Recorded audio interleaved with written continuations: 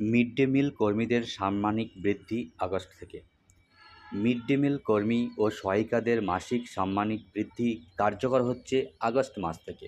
বৃহস্পতিবার স্কুল শিক্ষা দপ্তর এই বিষয়ে একটা বিজ্ঞপ্তি জানিয়েছে। এই কর্মীদের সাম্মানিক 2 থেকে 3 হাজার টাকা করার কথা আগেই ঘোষণা করেছিলেন মুখ্যমন্ত্রী শুভেন্দু অধিকারী। এদিন দপ্তরের পক্ষ থেকে জানানো হয়েছে, এই 3,000 টাকা করে সাম্মানিক তারা চলতি মাস থেকেই পাবেন। তবে এটা দেওয়া হবে আগের নিয়মে, সর্বোচ্চ 10 মাসের জন্য।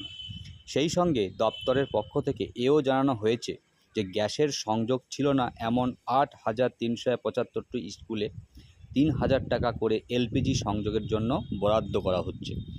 বাজেটে প্রাথমিক স্কুলের জন্য মিড ডে মিলের বরাদ্দ 6 টাকা 78 পয়সা থেকে বাড়িয়ে 10 টাকা করা হয়েছে। তো খুবই ভালো সংবাদ। ভালো থাকুন, সুস্থ থাকুন, ধন্যবাদ।